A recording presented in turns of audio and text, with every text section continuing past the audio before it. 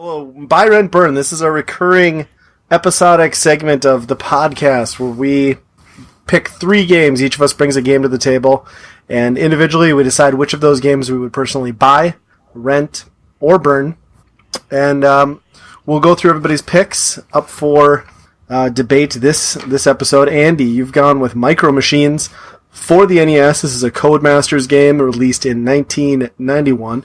Justin, you went with Boogerman, a pick-and-flick adventure for the Super Nintendo. There was a Genesis version. We're looking at the Super Nintendo one here.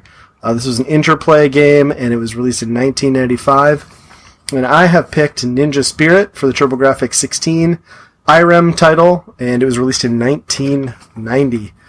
Andy, tell us a little bit about Micro Machines and why you went with that one. Sure. Micro Machines was a toy that I loved in the early 90s. That's probably about the time I would have played with them, I guess. They were really popular at that time, too. They were basically just Hot Wheels, but really tiny. Yeah, stupidly popular. And they were so great. Yep. And they made a game off of it, because everything popular back then you had to make a game out of. Mm-hmm. And this, it's kind of like an RC Pro-Am or like an off-road NES game where it's kind of the top-down, and you're steering kind of wherever the truck is relative to the playfield. So you might actually point the opposite way of where you think you're going in that plane of space, but so it gets a little bit. You have to spend some time with it, I guess, to get used to those controls a little bit. And it's interesting too that like there's no boundary so much on the courses. Like you can literally drive off course, but there's just like random obstacles that prevent you from progressing, or eventually if you're off course long enough, your car does explode, right? Yep. We probably should say that like a lot of the courses are like real objects. So you're on a pool table, or you're on the kitchen table, or you're in a bathtub if you're a boat, or sandbox. Kind of just kind of like all these different areas where you look like a normal sized car, but you're actually, since you're such a small car, then everything around you is kind of normal sized. Yeah, like you clear the gap on top of the kitchen table with like a textbook that's laid down, and then like cross back over on rulers, which actually maybe it's desks. I don't know, but it's cool. Yeah, I think it's desks. Yep. Yeah, I think so. It's kind of weird though, because it's kind of like they made a racing game before people really laid down the rules and standards of how a racing game works. There's like qualifying in like this arcade racing game, which is really weird. You know, qualifying in racing is hell. I don't even do it in the Gran Turismo games. You know, it's the super simulation stuff that really get into that. NASCAR maybe.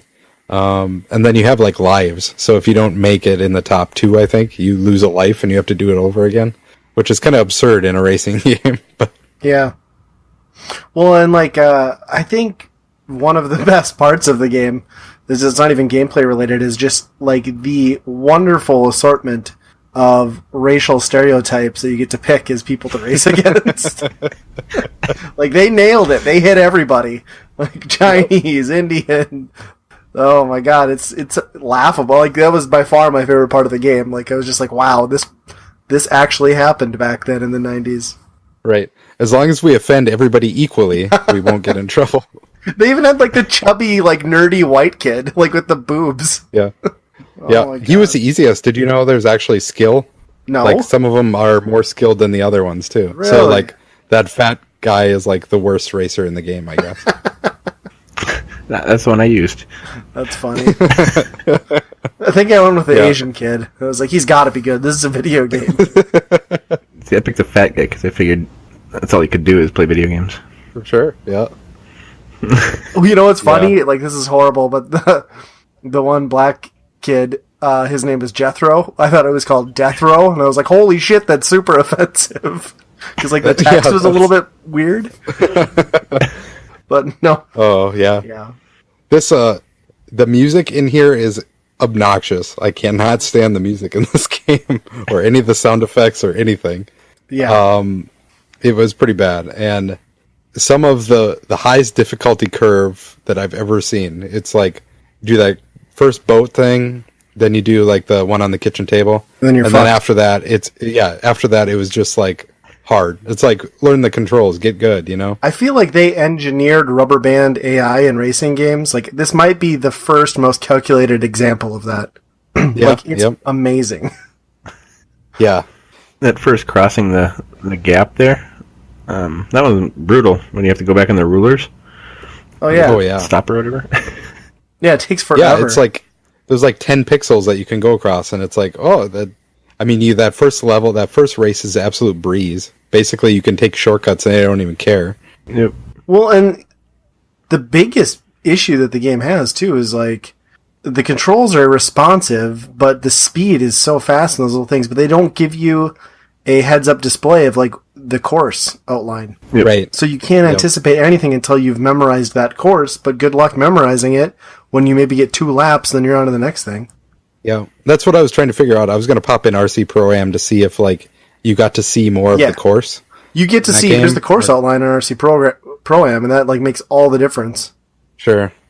Yeah, and like off-road, you can see the whole map in that one pretty much, so, right? Yeah.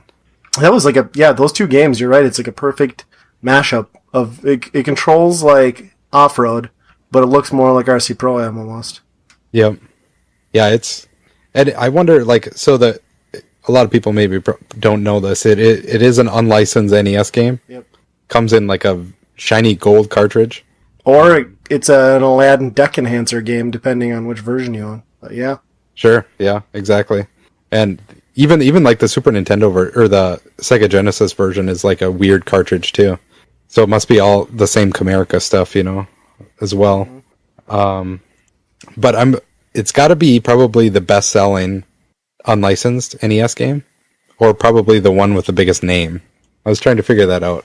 I would imagine. I mean, like everybody's played it at some point. I mean, and you know, if they had kind of like balanced the gameplay and if they had kind of kept the difficulty around like that level 3 area before it just got insane, like it would be a legitimately fun game. Like it's enjoyable for the first, I don't know, 15, 20 minutes. And then when you hit those 4 and 5, those stages, it just becomes a complete apparent crap show. Like, you know, you're never like by the 5th level, the AI is so fast and so precise. Like if you screw up at all, which you're going to, because I mean, you can't tell where you're going to end up or where you're going. I mean, it's game over. Yeah, pretty much anything that you hit in this game, it stops you dead, and then you can't go forward. Like you have to back up and go ahead some more. And it's once you screw up once, you're pretty much done. I did really enjoy, like, they kind of captured the essence of Micro Machines pretty well, though, and I liked how when you completed races, you know, it added the little card to your collection box, you know, which was like the kind of crap they would sell. Oh yeah, you know, in the stores along with your Micro Machines. So that was cool. Yep. No, I never had that case. I had the car wash. I had a car wash too. Yep. And I think a lot of people had that one. I had the barn too that unfolded in like a sort of San Francisco-ish little city. That was sweet. And an aircraft carrier. It's pretty neat. Yeah. Huh. Yeah. And at least, I mean, at the very least, it touches on like a lot of nostalgia, I guess, you know, from that toy line as a kid. I just would have felt really bad for anyone who bought that in, you know, the 90s and had to play it. Right. Like you can play the first few levels and have a lot of fun. I didn't play 2-player. Maybe that would be a lot better. Yeah, I could see that being really just fun. 2 equal play. Right, have a buddy over. If you used Fourscore, that would be amazing. Yep. Just put it on mute though. All right.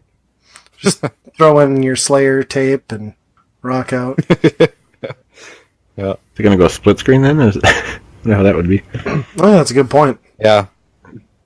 See less of the track. Yeah.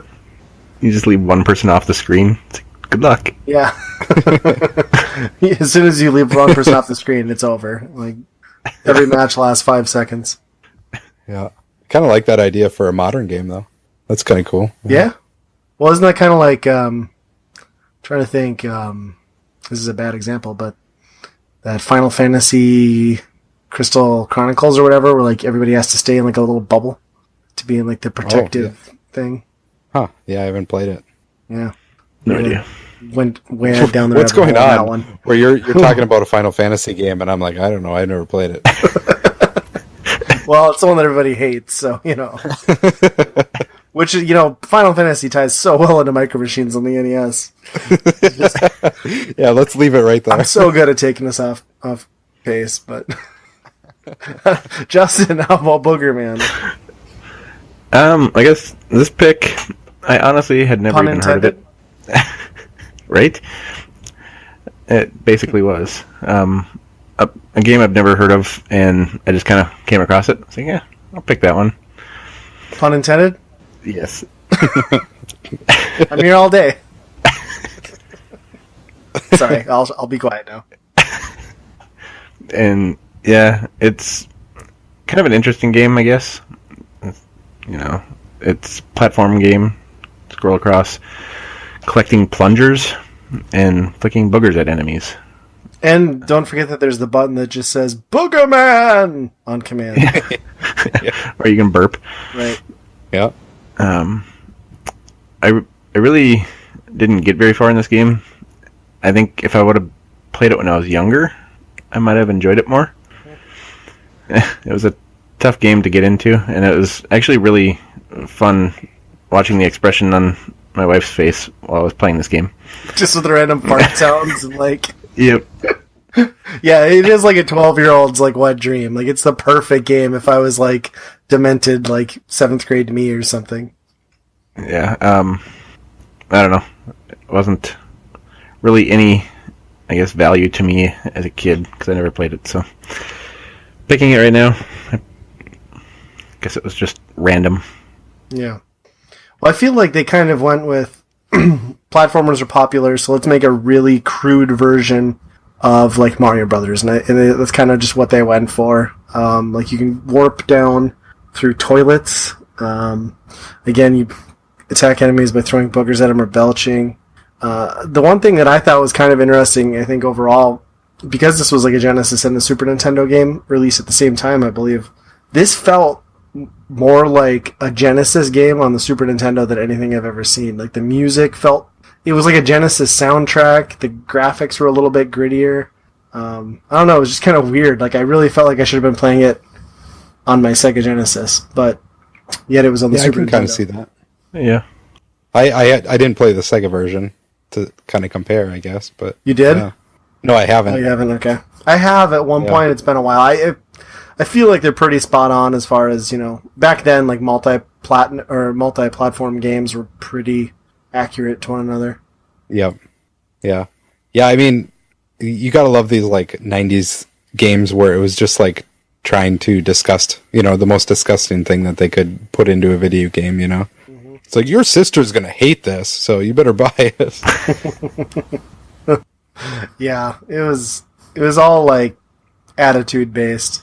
I think the graphic style though was so bad on it. Everything blended together really bad, and they had all those bridges. So it was almost like you had to crawl along the screen because every enemy was almost impossible to pick out from the background. Yep. Those snails especially. Right. Yeah, the snails were terrible. Yeah. Yep. I will say the animation in it is very good. I thought. Yeah, it is. The actual frames of animation is really good. But yeah, they could have just picked a better color palette. I think. Yeah. It would have helped out a lot. My 3-year-old son absolutely loved this game. He was laughing so hard. I'll have to chat with my kids. And oh yeah, I mean he was, but then he would get mad at me. He's like, "Daddy, you got to fart on him," Because then I showed him the secret fart move, and then he was doing that the whole time. There's a fart move? Yeah, if you press down and do the burp button, he farts. He farts instead. Oh my god! Yep. Well, I need to go back to this one. Yep. Yeah. You better reevaluate the whole science behind this now, and yeah, once you have the fart, this just went from a 6.5 to an 11. So did anyone progress far enough to get to a boss or anything, or not? No. Okay, yeah, me either. If I would have really put it into it, I think I would have gotten pretty far, but I kind of got what the game was, Yeah, in the first 30 seconds, you clearly know what this game is about.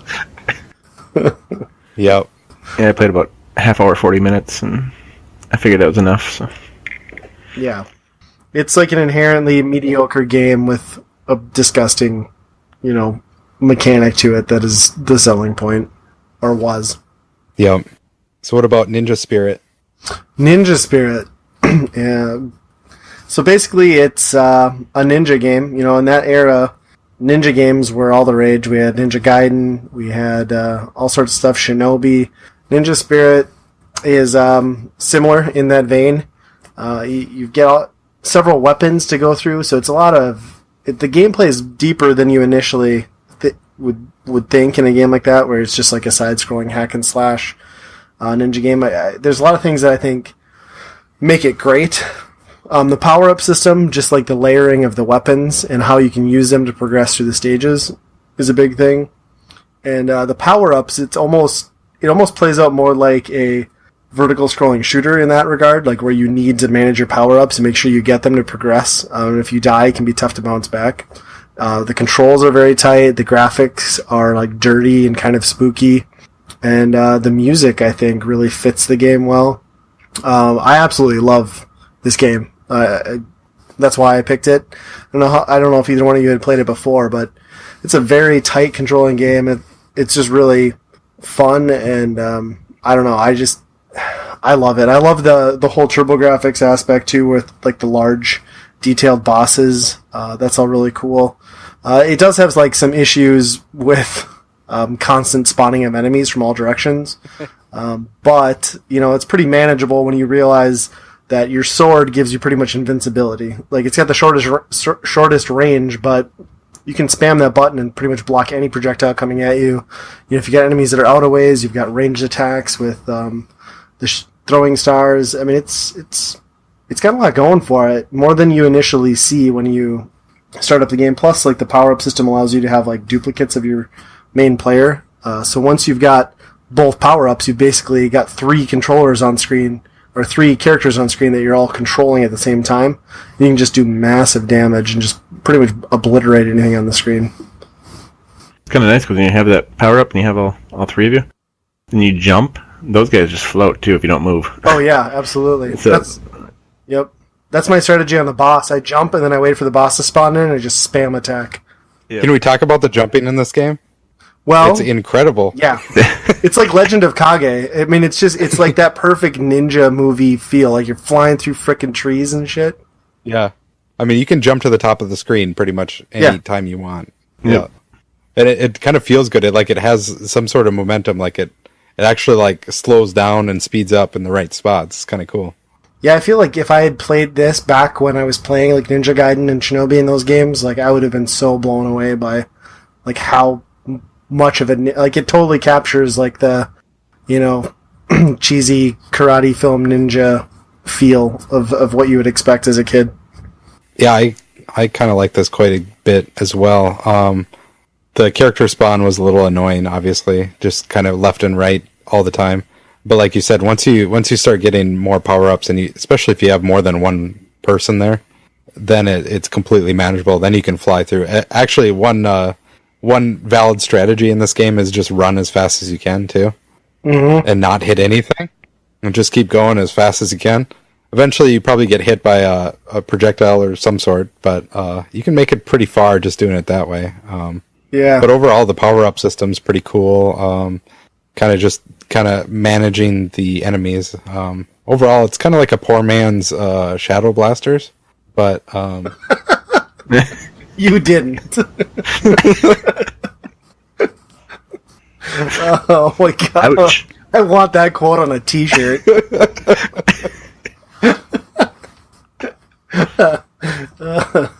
Yeah. No, and I like how every once in a while it starts to they're not, I guess they wouldn't be like mid-level bosses, but there are certain characters in certain stages that can deal like one-hit kills, and if you don't take the time to like figure out how to deal with them properly, like they will, like I think they come in at level 2 even, but more so level 3 you notice it with those like zombie samurais that spawn in, and just, it's cool. It's like little touches like that kind of break up the monotony and make you use your weapons, because you really have to think about like what you're going to use to attack them. Yep. I mean, basically when I said like there is a small connection to Shadow Blasters, just in that the depth. Once you get into the depth of the game, then it's a lot more fun. There's a lot more to play around with in that game, and Ninja Spirit is pretty awesome once you start getting power-ups and, kind of knowing what your goal is, saving the right people to get the power-ups that you need. And yeah, it's a lot of fun. Having 3 guys next to you, or is it 2? Maybe you max out on? Yeah, you can have 2 additional, so there's 3 in total that you're controlling, yeah. You and 2 but that's doubles. incredible. You just dominate the whole screen all the time. It's amazing.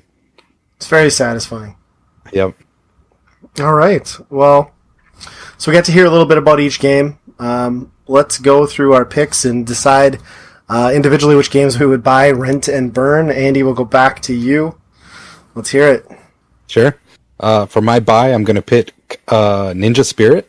When I first played it, I didn't think I would really like it, but like I was just saying, once you get into the depth and play it more, it really gets good. I think I even want to play it some more because I feel like I can get better at that game and even go farther in it. It's one of those games where you just want to go back and keep trying. My rent will be Boogerman, probably just for my kids to watch and just laugh their ass off playing that game. Because I know if I was their age playing that game, I would have been doing the same exact thing. So it would have been a blast for me at that point as well, I think. Overall, it's not a great game. I mean, it's pretty much a half hour to an hour, and you can set it down. So, and then my burn is going to be Micro Machines. I rented that game so much when I was a kid. I kept wanting to get better at that game. I think it was more because I like the toys more than the actual game itself. And I think I've verified that claim here by saying this is not a great controlling game, and overall it just gets way too hard, way too quickly to really enjoy it. So, what about you, Justin? Well, I guess mine's basically the same order here. We're going to have... My buy is going to be Ninja Spirit. I honestly, when I seen that, I didn't expect much, just because of the typical games that I've played that Ryan has recommended from the TurboGrafx. I recommend Amazing. It's a great system. What are you talking about? It's just... I wasn't expecting much, but it was actually a lot of fun. It's probably the best game that Ryan's brought to the table so far. I really like that one. My rent is going to be Boogerman. Just because I don't like Micro Machines. Boogerman is not really a great game. It's a game, like you said, you'd play for, I don't know if I'd even put an hour, but it's an interesting game to put in, and I do want to actually have my kids sit around now and see what their thoughts on it are. Micro Machines, it's one of those games that frustrates me because of how hard it is to control. I think as a kid, I probably would have played it quite a bit more and maybe would have enjoyed it more, but it's got an interesting concept to it, and I do think that they, implemented the other games that came after that quite a bit, like you guys were talking about, but I'm going to burn that one. Yeah, and I, no surprise, I'm going to buy Ninja Spirit. I love it. Top 3 TurboGrafx games for me would be Air Zonk, Blazing Lasers, and Ninja Spirit, without question. So I love the action in this game. They capture the style and feel of the ninja vibe so well. The power-ups are great. Just really enjoy it. Tight controls, great visuals and style. My rent, I'm going to go with Boogerman. It's not inherently an awful game. It's basically built off of a bad joke that a younger version of me would have really enjoyed, and for that reason, it's worth a rent. And then I just have to burn Micro Machines, and it comes down to a control issue. Like we said, it starts out as a very fun game, but it quickly becomes an unplayable, unwinnable mess, which just kind of ruins the initial good vibes you got off of it. So yeah, second time so far in 6 episodes we've come to the same conclusion on a buy, rent, burn. That's pretty incredible.